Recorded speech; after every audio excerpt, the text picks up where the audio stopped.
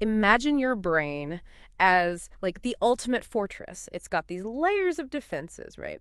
But the most formidable one, the real gatekeeper, is the blood-brain barrier. Now, this shield is fantastic, absolutely fantastic at keeping out threats, which is exactly what you want for, your brain.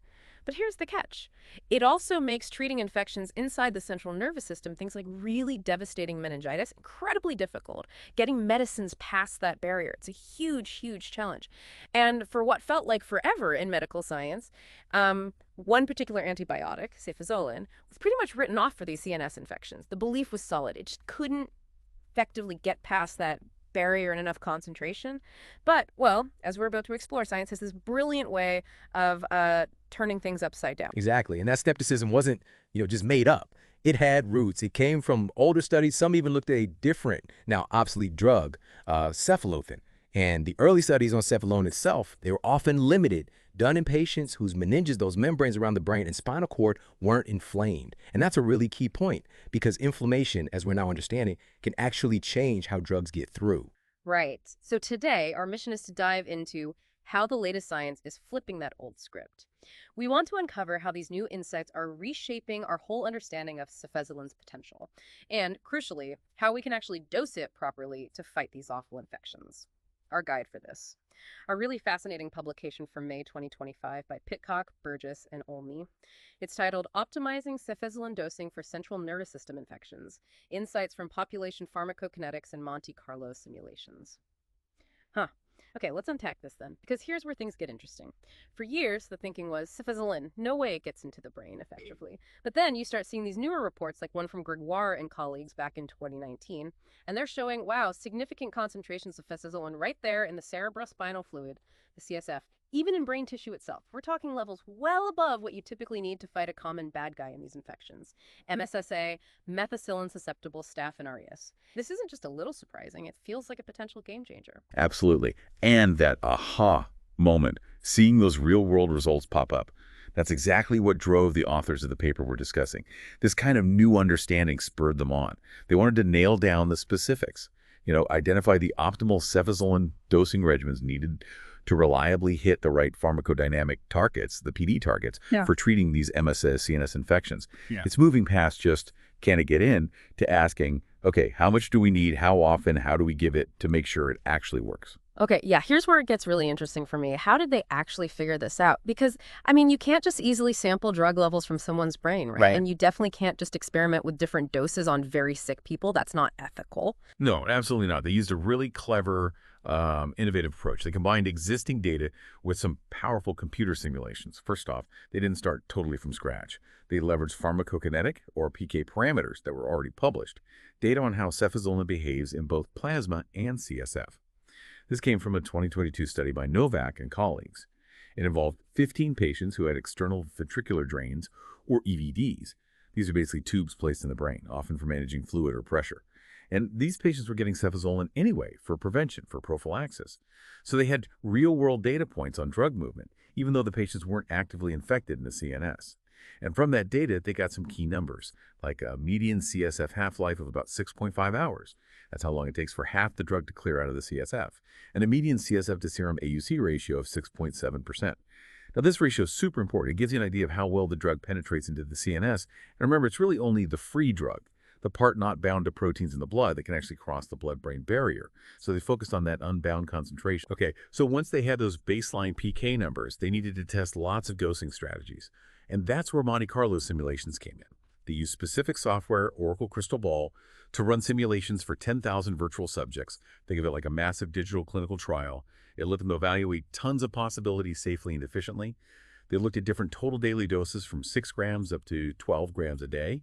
And they simulated giving it either intermittently, a short infusion every 4, 6, or 8 hours, or as a continuous infusion, like a steady drip over the full 24 hours. And they set very specific goals, these pharmacodynamic or PD targets. What does success look like? Well, for the intermittent doses, the goal was to keep the free drug concentration above the MIC. The minimum inhibitory concentration needed to stop the bacteria for at least 40% of the time between doses. That's written as 40% TMIC. It's based on older data showing this correlates with effectiveness for staph aureus. For the continuous infusions, they aimed higher. They wanted 100% of the time above the MIC, so 100% IAT MIC. And they even looked at a tougher target, 100% of the time above 4 times the MIC. That's sometimes suggested for critically ill patients, just to be absolutely sure.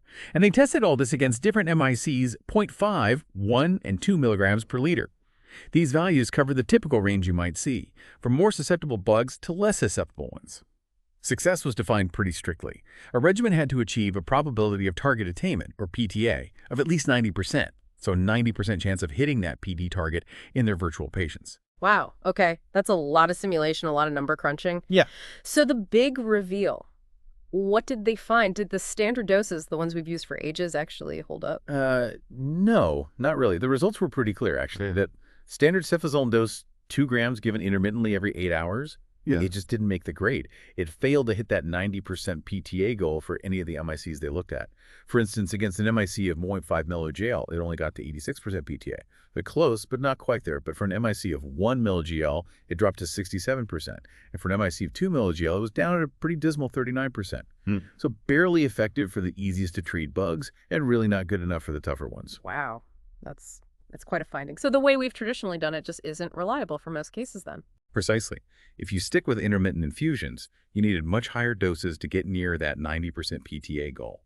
Specifically, they found doses like 2 grams every 6 hours or even 2 grams every 4 hours could work, but only when the MIC was low, at 0.5 milligel or less. Anything tougher, and even those higher intermittent doses fell short. And this is really where the continuous infusion started to look, well, much better. When they compared the same total amount of drug given over a day, the continuous infusion was consistently more likely to hit the PD target. This advantage really stood out when the Cefazolin MIC was higher than 0.5 milligel. To be specific, only the 10 gram and 12 gram per day continuous infusion regimens managed to achieve only 90% PTA when the MIC was 1 milligel. They hit 93% and 95% PTA respectively for that 100% T MIC target. Okay, so if you're dealing with a bug that's a bit more resistant, say an MIC of 1, going with a continuous high dose gives you a much better shot at success. A significantly better shot, yes, based on these simulations. But, and this is an important but, even with continuous infusion, no regimen managed to hit that 90% PTA goal when they aimed for the really high target of 100% FT4X MIC. Now, for any MIC. It just highlights how difficult treating these CNS infections effectively really is, even when we try to optimize dosing like this. Right. So bringing this back to the real world, what does this mean for patients if, someone listening or someone they know faces one of these incredibly serious brain or spinal cord infections? What's the practical takeaway here? Well, the main implication is pretty significant. This study strongly suggests we need to use Cefazolin doses that are much higher than what we've traditionally considered standard. That seems necessary to get an adequate probability of the drug actually working effectively. And this is especially true if you're dealing with MSSA bugs that have higher MICs, say 0.5 milligel or more. It basically means we might need to be much more aggressive with our dosing strategy than we have been in the past. And this leads into a really critical, almost frustrating practical challenge. See, back in 2012, the main standard-setting body, CLSI, the Clinical and Laboratory Standards Institute, actually recommended getting rid of the Staphylococcus breakpoints for many common antibiotics, including Cefazolin.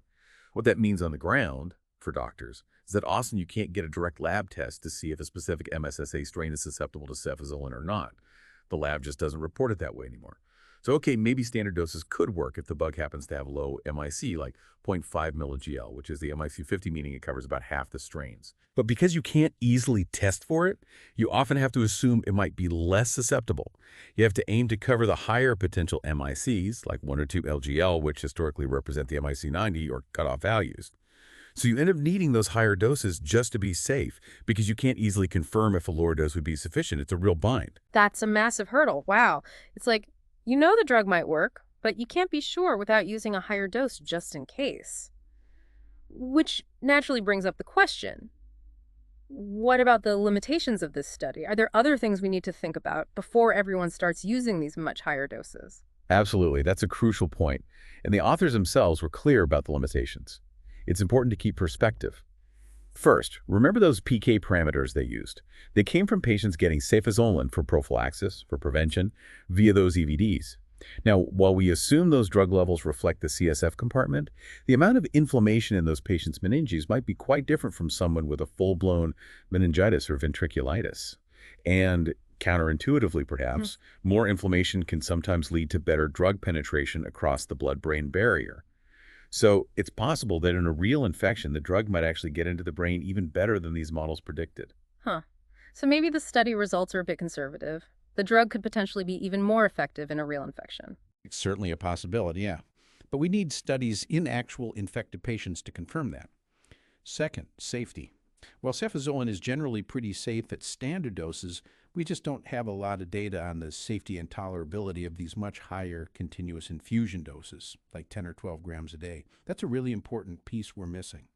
Also, other things can affect drug levels, like serum albumin. Cefazolin binds quite strongly to albumin in the blood, about 80%. The original study didn't report albumin levels, and in very sick patients, albumin can fluctuate quite a bit, which could change how much free drug is available and potentially affect target attainment. One last thing, there's this phenomenon called the Cefazolin inoculum effect.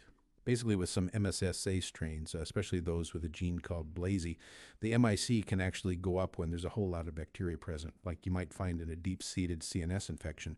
Now, the exact clinical impact of this effect is still debated, a bit unclear, but it's definitely a known complicating factor we have to consider.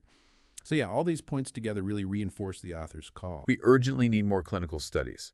We need to directly look at the safety and the actual effectiveness of these higher cefazolin doses in real patients with CNS infections caused by MSSA. Okay, so the bottom line seems to be cefazolin, which we kind of wrote off for CNS infections because of that tough blood-brain barrier, now shows real surprising promise. But it looks like it only works reliably if we use higher than standard doses or maybe continuous infusions to really push it past the brain's defenses.